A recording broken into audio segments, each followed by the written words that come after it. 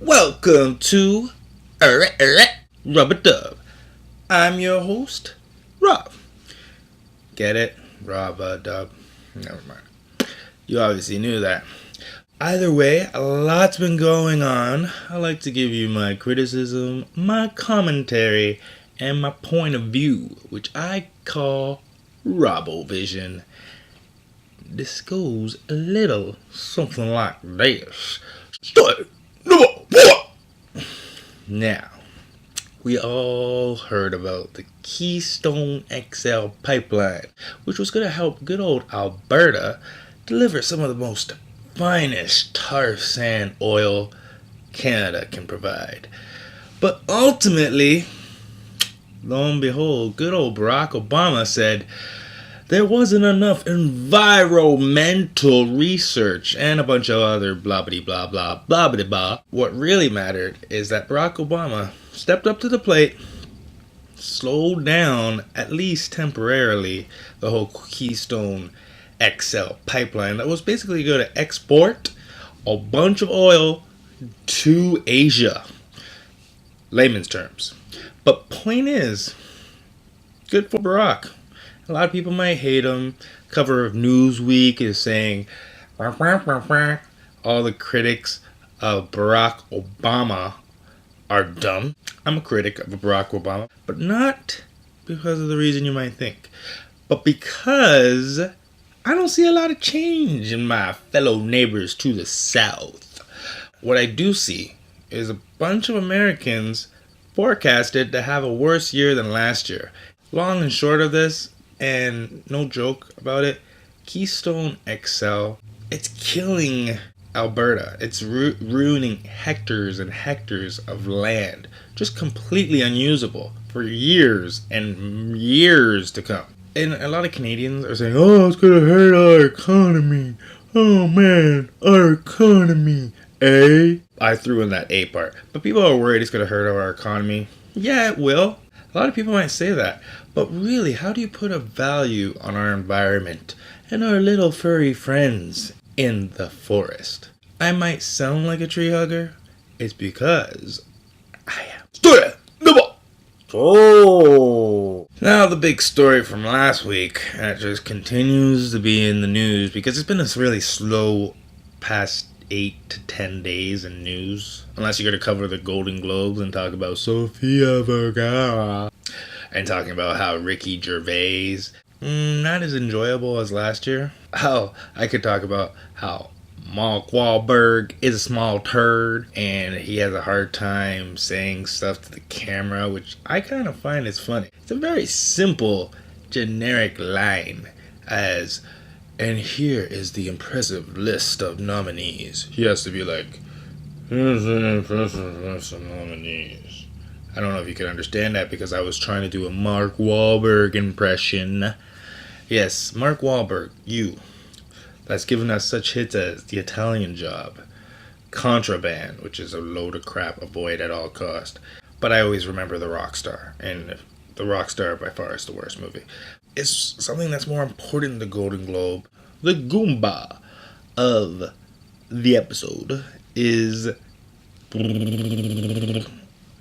the captain of the Costa Concordia. Yes, the Capitan Francisco Schettino. Yes, Schettino. I hope I mispronounced his name because yes, you are a Gomba. Yes, and very nice. But really, buddy, people have claimed that you were at the bar with some foxy lady on your side getting drunk before you took off from the ship. But what has been speculated is he wanted to say hi to his friends. He wanted to basically wave to his buddy as he's driving this boat the size, well, it's a ship. All the fun that could have happened wasted because they probably took off from Friday the 13th. Not that I'm superstitious, but it's something that crossed my mind. But really, Mr. Schettino, who is now placed on house arrest, has basically claimed his innocence on the manslaughter charges. There have been 6 reported deaths and up to 29 people that are either lost or presumed missing and have yet to been found. My prayers go out to the families. It's a tragedy. But Francesco, you left before everyone else. Haven't you ever heard of the old phrase, women and children first? None of those things they taught you? And I can definitely see people suing Costa Cruises, which is the actual company that runs the liner, getting sued up the wazoo. But for sure, this isn't the last we've heard of the Costa Concordia. In interesting news, Titanic is coming back in 3D in the summer. Stay tuned to a very great movie which I have never seen. Number 3. I have a couple of thoughts on Canadian news. One, Bob Rae, introducing new president of the Liberal Party, Mike Crawley, decided, now this is my own speculation, but how could I possibly be cool with the younger generation? It's that demographic I just can't seem to get a better grip of. And I'm pretty sure one of his advisors, which is probably a young pothead, said, why don't you say the liberals are for legalizing marijuana? And then Bob Rae probably said, that's probably the smartest thing you've ever said. But really, I think it's a horrible idea. America will never, ever be legal marijuana.